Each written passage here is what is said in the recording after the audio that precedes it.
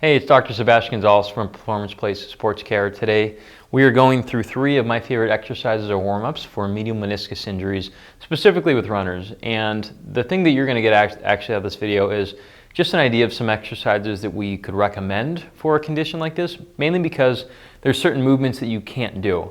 But it doesn't mean we can't rehab the entire hip, the core, and the knee itself until we get that knee bend back. So the 3 I'm going to go into is one is a deadlifting or a Romanian deadlifting variety. I'm going to use a barbell, which is, this isn't too heavy for me, but if I stack even more weight on it, actually it's better. We will never actually physically get the bar off the ground. It is an isometric hold and being able to hold that position and have good breathing control over it. Next, we're going to use a kettlebell. A kettlebell to actually get that same type of breathing and control over the bottom part of a squat. And if you've already watched the video that we have on medial meniscus injuries in runners, you're going to see that one of the tests was the squats test. And a lot of times when we get past this parallel right here, they say about like 80–85% of the load of the body gets upon the meniscus. So a lot of times if we have control over that area, then it will be very, very helpful. And also too, I'll go over a on your back type of exercise, which will be more of a controlling the rotation. And the idea behind meniscus injuries and knees in general is a lot of times we have to decrease our body's lack of ability to control rotation, because the knee doesn't like rotation. It'll tolerate some, but it won't like it a lot. So we're going to start with that one right there, because a lot of times prepping that motion first before we go into these other ones is actually better. So we're going to start with that. We call this a bridge and reach. Might call it something else. I actually don't know technical name for it, so if you know the name, go ahead and put it on the description below. But what we're going to do, feet shoulder width apart, drive the hips into the air. So this is your typical bridge that you're used to. Now to add a rotational component, think about log rolling from this point. And the knees and feet will be completely glued to the ground the whole time. The knees will be relatively in the same position. Now as I reach, I can reach up if this was up and over my shoulder, if this is a beginning move. If I'm more advanced, I will go a little bit further that way, making myself long.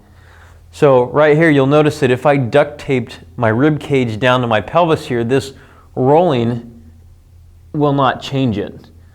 Rather than doing it poorly, this would be just shearing the spine up. So we found that a lot of knee conditions and hip ones are really correlated to having poor trunk control, and a lot of runners are really deficient in rotational stabilization of the knee. So again, we're going to drive up, lock it down. You're going to roll onto that left shoulder right there, reach as far as you can. Keep the feet glued to the ground, knees straight into the ceiling, and return. Drive up, reach, and now we're over the other side. I like to have people pause and breathe between each one as well, because the whole concept of this video here is we're going to talk about some breathing components and creating high intra-abdominal rigidity, which is really important for knee conditions. So we're going to reach over here, deep breath, and in the nose,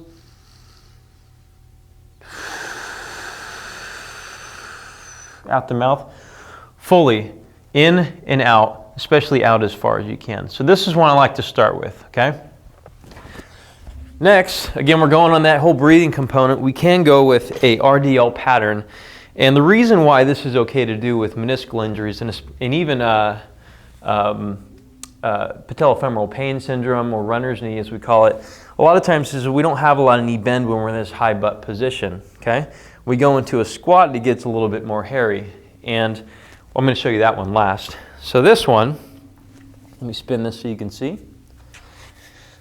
So again, like I said in the beginning, you want to have a weight which is too heavy for someone to lift, because they won't physically be able to get it up off the ground.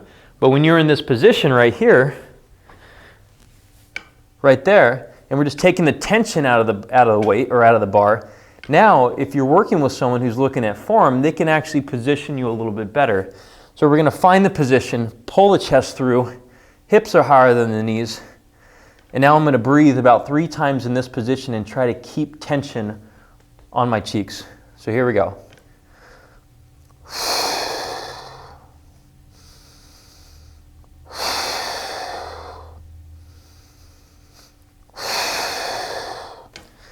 Now, I don't know if you can tell in the video, but I'm twitching, and it's really dependent upon how hard I work is dependent upon how hard I'm pulling or tensioning the bar. You can make this really easy. So if I'm in this position and barely pulling on it, I can sit here all day.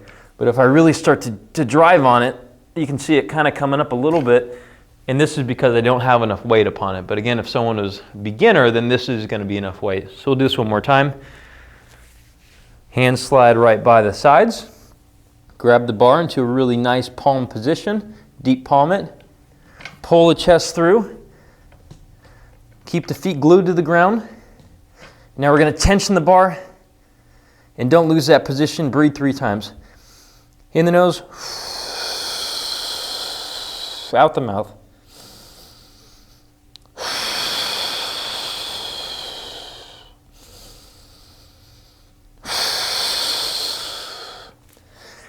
And again, I know it looks like nothing, but I promise you it is. So people get gassed out pretty quickly when they do something like this.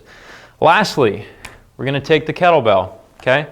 Think of this as your goblet squat, but we're going to pause at the bottom. So if you don't know what a goblet squat is, you're going to hold it like a goblet. You can also go inverted like this, but we're going to go like this for now. You can also hold the horns, okay? So we're going to go here. Goblet squatting is when you drive your hips back, feet are glued to the ground, and we're basically into this position right here. I think of it like a teepee, okay? Now, before I go into it, because I won't be able to speak when I'm into it, is same concept as that. We're going to breathe 3 times at the bottom, 4 seconds in, full exhale, 6 to 8 seconds out, and we're going to hover right above the position of pain, okay? I'm going to go back to that one more time. We talked about in that video, which you should watch, on knee conditions for runners, which is for meniscal injuries specifically, that squat test will say the deeper we get, the more we crush that meniscus. In regards to runner's knee, they won't even be able to get probably this far before they start to feel it. And runner's knee, when there's more pain on the front side here, this is going to feel like it's kind of on the inside and behind. So you want to hover a little bit. And in that TP position right here, you won't have your knees on it, you'll just be just above it. So at no point in this exercise is there a passive position. You're never resting, which is what a lot of people do when they end up lifting. They end up getting down here, they sit there and they're just kind of breaking, and then they'll drive up. None of that right here, okay? So we're gonna go from here. So right here might just be above the position of discomfort. So in the nose, out the mouth.